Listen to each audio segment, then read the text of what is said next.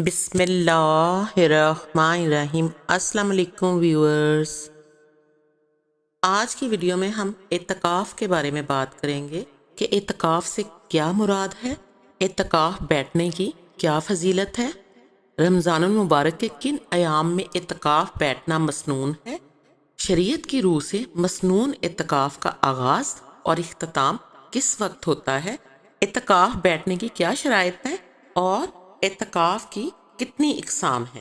اعتکاف عربی زبان کا لفظ ہے جس کا لغوی معنی خود کو روک لینا، بند کر لینا، کسی کی طرف اس قدر توجہ کرنا کہ چہرہ بھی اس سے نہ ہٹے، یعنی کہ یہ اس کے اعتکاف کے میننگ ہے۔ اور اصطلاح شرع میں اس سے مراد ہے کہ انسان کا علائقے دنیا سے کٹ کر خاص مدت کے لیے عبادت کی نیت سے مسجد میں اس لیے ٹھہرنا تاکہ خلوت گزیں ہو کر اللہ کے ساتھ اپنے تعلق بندگی کی تجدید کر سکے۔ اعتکاف بیٹھنے کی فضیلت پر کئی احادیث مبارکہ وارد ہوئی ہیں، ان میں سے چند میں آپ کو بتاتی ہوں۔ ایک حدیث میں ہے کہ حضرت عبداللہ بن عباس رضی اللہ تعالیٰ عنہ سے مروی ہے کہ رسول اللہ صلی اللہ علیہ وآلہ وسلم نے معتکف کے بارے میں ارشاد فرمایا، وہ یعنی معتکف گناہوں سے کنارہ کش ہو جاتا ہے اور اسے عملاً نیک اعمال کرنے والے کی مثل پوری نیکیاں عطا کی جاتی ہیں۔ حضرت عبداللہ بن عباس رضی اللہ تعالیٰ عنہ سے ہی ایک اور حدیث مروی ہے کہ نبی اکرم صلی اللہ علیہ وآلہ وسلم نے ارشاد فرمایا، جو شخص اللہ کی رضا کے لیے ایک دن اعتکاف کرتا ہے، اللہ تبارک و تعالیٰ اس کے اور دوزخ کے درمیان 3 خندقوں کا فاصلہ کر دیتا ہے۔ ہر خندق مشرق سے مغرب کے درمیانی فاصلے سے زیادہ لمبی ہے۔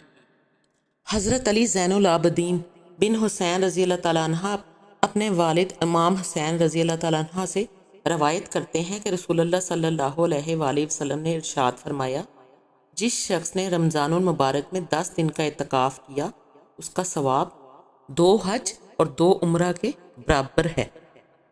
رمضان المبارک کے آخری 10 دنوں میں اعتکاف بیٹھنا مسنون ہے۔ حضرت عبداللہ بن عمر رضی اللہ تعالیٰ عنہ سے مروی ہے، حضور نبی اکرم صلی اللہ علیہ وآلہ وسلم رمضان کے آخری عشرے میں اعتکاف بیٹھا کرتے تھے۔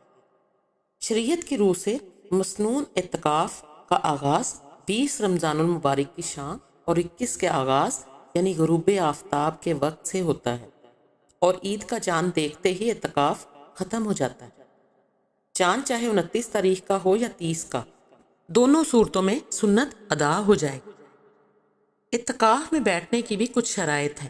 ان شرائط میں سے سب سے پہلی شرط تو مسلمان ہونا ہے۔ اس کے بعد اعتکاف کی نیت کرنا، حدث اکبر یعنی جنابت اور حیض و نفاس سے پاک ہونا۔ اگلی شرط ہے عاقل ہونا، یعنی کہ دیوانہ نہ ہونا، اور اپنے ہوش و حواس میں جو بندہ ہو وہی اعتکاف میں بیٹھ سکتا ہے۔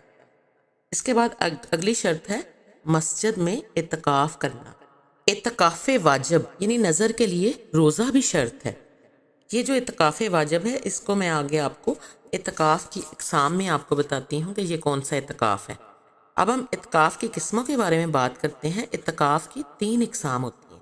نمبر 1 واجب اعتکاف، جس کا میں نے ابھی آپ سے ذکر کیا ہے، یعنی نظر و منت کا اعتکاف، جو کسی نظر کے لیے یا پھر منت کے لیے لوگ بیٹھتے ہیں۔ دوسرے نمبر پر ہے مسنون اعتکاف، اور تیسرے نمبر پر ہے نفلی اعتکاف۔ سب سے پہلے اعتکاف کی جو قسم ہے وہ ہے اعتکاف واجب یا اعتکاف نظر۔ یہ ایسا اعتکاف ہے جس کی منت یا نظر مانی جائے۔ مثلا کسی شخص نے منت مانی کہ اگر میرا فلاں کام ہو گیا تو میں اللہ تعالیٰ کے لیے 3 دن کا اعتکاف کروں گا۔ ایسا کہنے سے اس پر اعتکاف واجب ہو جاتا ہے۔ واجب اعتکاف میں نیت کرنا اور روزہ رکھنا شرط ہے۔ چونکہ واجب اعتکاف کے لیے روزہ شرط ہے، اس لیے اس کا کم از کم وقت 1 دن ہے۔ اس سے کم مدت کے اعتکاف کی نظر ماننا صحیح نہیں۔ اعتکاف کی جو دوسری قسم ہے اس کو مسنون اعتکاف کہتے ہیں۔ رمضان المبارک کے آخری 10 روز کا مسنون اعتکاف سنت موقدہ علی الکفایہ کہلاتا ہے۔ اس کا مطلب یہ ہے کہ اگر محلہ کے سب لوگ چھوڑ دیں گے تو آخرت میں سب سے مواخذہ ہوگا، اور اگر ایک آدمی نے بھی اعتکاف کر لیا تو سب آخرت کے مواخذے سے بری ہو جائیں گے۔ یعنی بعض لوگوں کے اعتکاف کر لینے سے سب کے ذمے سے ساقط ہو جاتا ہے۔ حضرت عبداللہ بن عمر رضی اللہ تعالیٰ عنہ سے مروی ہے کہ حضور نبی اکرم صلی اللہ علیہ وآلہ وسلم رمضان المبارک کے آخری عشرے میں اعتکاف بیٹھا کرتے تھے۔